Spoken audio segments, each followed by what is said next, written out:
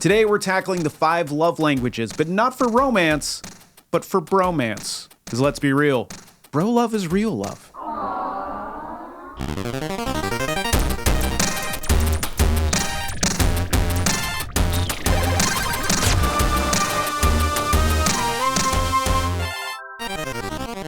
Hey guys, I'm Zeke, your emotional support bro, and welcome to the show where we ask, you good, bro? Or in other words, we deadlift our emotional ignorance and turn it into relational gains. Think of this like learning your friend's preferred protein shake flavor, only instead of bulking up their biceps, you're bulking up their heart. What are love languages? If you've heard of them on social media or in real life, there is a good chance you're talking to someone who is referencing Gary Chapman's 1992 book, The 5 Love Languages, How to Express Heartfelt Commitment to Your Mate. It outlines 5 general ways that romantic partners express and experience love, which Chapman calls love languages. Specifically, words of affirmation, quality time, receiving gifts, acts of service, and physical touch. So, for example, words of affirmation. Wow, you are the best cake baker of all time. Quality time. Want to get together and eat a piece of cake? Receiving gifts. I bought you a new cookbook full of cake recipes. Acts of service. I baked you a birthday cake from scratch. Physical touch. I want to have sex with this cake. Okay, maybe not. How about, I'll sensually feed you this piece of cake. Still creepy. Chapman argues that while each of these languages is enjoyed to some degree by all people, a person will usually speak one primary language. He argues that all 5 are important, but that they can be individually ranked after answering the love language profile questions he designed specifically for this purpose. Chapman suggests that to discover another person's love language, one must observe the way they express love to others and analyze what they complain about most often and what they request from their significant other the most often. He theorizes that people tend to naturally give love in ways that they prefer to receive love, and better communication between couples can be accomplished when one demonstrates caring to the other person in the love language the recipient understands. Wow, okay. It was first published in 1992, and the book sold over 11 million copies in English and has been translated into over 49 other languages and is a regular top 10 bestseller on Amazon. It has also resulted in numerous spin-off titles, including ones for teens, kids, apologies, and appreciation in the workplace. Do y'all feel appreciated here? Yeah. You do? Yeah. But how did he come up with the system? Dr. Gary Chapman, as he is now known, has been a pastor and marriage counselor for over 30 years before he wrote The 5 Love Languages, and he took his learnings and turned them into a best-selling book. This is all to say he's created quite the cottage industry on relationships, based on his learnings that have led him to become a celebrated speaker and radio host. Do you guys remember radio? No? Yep. I know you do. You do? I mean, barely. I'm so young. I forgot. My darling wife, she's so young, of course. But his theories on love and romantic relationships are not without detractors. Chapman's theories are based on a very narrow set of guidelines. Mainly heteronormative Christian couples in North Carolina who he spoke with between the years of roughly, 1960 through 1990. Okay, so if I had to guess, those would skew, let's be honest, mostly white. And in preparation for this video, I listened to his audiobook, and there is no mention of race or socioeconomic status. Now, to be fair, this was written in 1992, and we didn't know anything. Or at least we weren't thinking about it. So I will not cast too many stones upon this guy. But he has a very narrow data set, is what I'm getting at. But this is all background to say, feel free to explore at your own risk. Your mileage may vary. But let's dive deep into the 5 love languages system so we can all figure out how to have better relationships with our friends. Oh yeah, be sure to like, comment, and subscribe, and even hit that bell so you know when the next video drops. I'm planning on releasing videos every 2 weeks if I can keep a calendar myself. We'll see if it works. Okay, now that we have the first CTA out of the way, let's get into the system. Again, as outlined, the 5 general ways that romantic partners express and experience love, which Chapman calls love languages, specifically words of affirmation, quality time, receiving gifts, acts of service, and physical touch. In my experience, this can apply to my close platonic relationships as well. So let's dive in. Words of affirmation. All right, first up, words of affirmation. This is a nice way of saying giving your friends compliments. One of the things I like to do when I greet someone is pay them a compliment, usually on an article of clothing or accessory. Sweet gold chain, bro. Is that new? Or if I have closer friends that I know I have permission to compliment their physique, because who doesn't want their friends to see the gains that they've been working hard to achieve? Am I right? Am I right? Thank you. If they cooked a meal, I tell them how much I love it. And if the effort was put in, I want my friends to know that I am seeing them for who they are. The other examples I like to use with my male friends, hey, beard is looking glorious today, my guy. Or, oh, is that a medium drop fade? Looking tight. Or hey, way to rock that crop top as a dude in his 40s. Hell yeah. Kita, you ever wear crop tops? Fuck no. Just like Kita talking about his clothing, the key is to make it sound natural. If it feels like you're reciting a Yelp review, you've probably missed the mark. Kita, 5 out of 5 stars. Good vibes, would hang out again. Again, dudes, even with your close lady friends, I cannot begin to explain how important it is to stay out of the creep zone. And if you don't know what the creep zone is, there's a good chance you might be in it right now. Creep zone! That means keeping it non-sexual when it comes to compliments. Keep it non-sexual! For the people in the back, keep it non-sexual, please. Appreciation based on skills versus appearance is a very great rubric to approach this. It is not foolproof, but it usually is safe harbor. Side note, I use compliments or words of affirmation as part of my way of navigating life, and if I ever get stuck or I don't have a compliment for somebody, I always default to their shoes. It's easy, it's gender non-specific, and it works 9 out of 10 times, as long as they're not a complete slob. If your friend loves compliments and words of affirmation, don't hold back. Do not ignore their big efforts. Avoid saying mean shit to them, and only lightly roast them on rare occasion. Do not ignore them when they reach out, and most importantly, tell your friends that you love them. They are under no obligation to say it back, and I can tell you in the last 10 years, I have made it a practice to tell my friends that I love them every time I see them. And listen, there is a chance I was the only person to say I love you to them that day. So just go for it. Normalize telling your friends that you love them because you do. And if that's too much for you, add a bro at the end to take the seriousness out of it. Or lean into the sincerity. It's fun.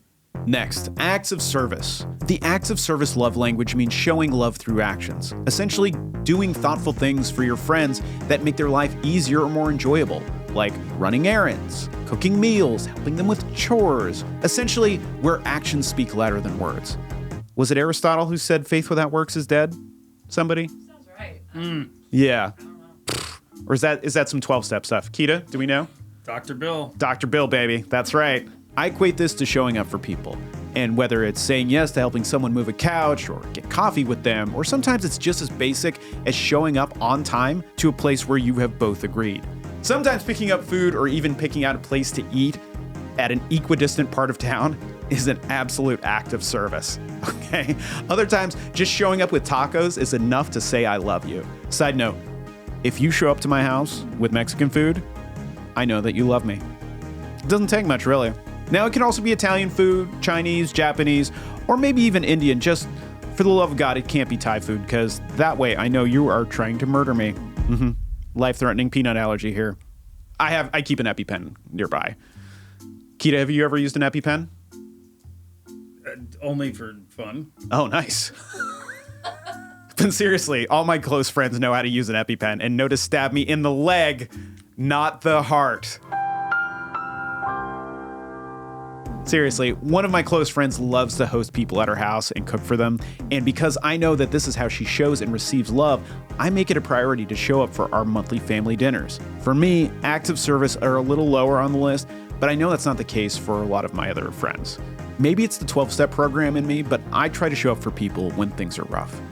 Like, physically hang out with them. Social media allows us to send condolences and thoughts and prayers, and those are nice. But the real ones show up and call and check in when things aren't okay. And if your friend receives love through acts of service, avoid going back on promises to hang out together, or disregarding their requests for help, or flaking on existing plans. Feels like super basic stuff here, but I promise you, your friends will appreciate it. Receiving gifts. It sounds simple, right? Some people love to receive gifts and give gifts as a way of showing love and appreciation, but it's trickier than you think.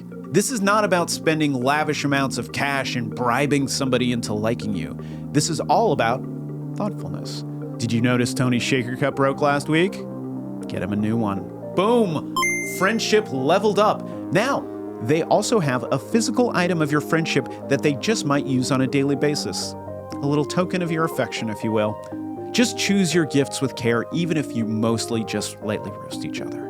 For me, I've had the best luck in finding something that they use regularly in their daily life or a hobby that they like, and then I try to find the most niche joke possible about that thing. Quality time. Now we've got quality time. This is one of my favorites and ranks number 2 on my list for those of you that are keeping track at home. Quality time is just like it sounds. Undivided attention with your friend, ideally in a distraction-free environment. But it doesn't have to be. It can be rolling jujitsu together, going to the shooting range together. It can be surfing. It can be surfing. It can be surfing. It could be surfing. Surfing? I really want to go surfing. Can we go surfing? These are all level 1 activities that build trust, but are focused on something external. Now, if you want to go deep with your friend, consider an activity that forces you to literally face each other rather than away. I know, revolutionary stuff here, but I've gotten into my mid-40s and I've realized it's more about depth with my friends than it is about breadth.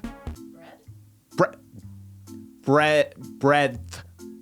But for real, I get to ask deep questions for my friends when we go on out-of-town trips, to dinners, sometimes even during super tough workouts. But if quality time is important to your friend, be sure to invite them to things. Avoid canceling plans. And for the love of God, just stay off of your phone and please don't text someone else while you are together. Again, sounds super basic, but nothing is more disrespectful than someone else taking priority over us physically making time for one another. I don't care how bad your ADHD is. Try and be present, please.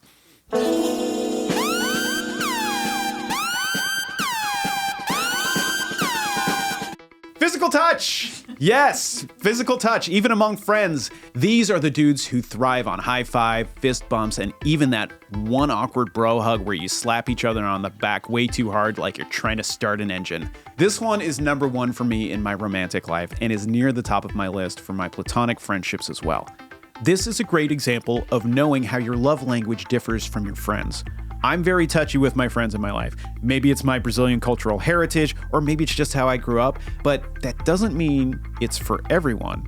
In fact, one of my best friends is not a physical touch person at all, so I let her lead all the physical interactions. I'm available for hugs, but I don't initiate. I release early, and I never linger. You pull out early? Yeah, I pull out early. But then I have other friends who battle to see who can hug longer. Not just in a zesty LA Dodgers way, but in a sincere, I'm so glad we're friends way. The Dodgers are awfully zesty, right? Yeah. So zesty. Know your friends, check in with them. It's pure and simple. Also, side note, if you need more physical, non-romantic contact in your life, consider Brazilian Jiu-Jitsu. Seriously. I know I sound like every other dude-fluencer who's out there in the manosphere, but I promise you, it actually works. I did jiu-jitsu for 2007, competed through 2012, and I still dabble, but not only is it great martial art and a lot of fun, but it also puts you in direct contact with another living, breathing human being. The only caveat is that that person is consensually trying to extinguish your life force for sport. Okay, there you have it, the 5 love languages for friendship as interpreted by your favorite half Brazilian middle-aged bro. That's me. Is it scientific? No. Is this list complete? Absolutely not. But it is a groundwork for figuring out how to be a better friend. So in summary, how do you figure out your friend's love language? Observe.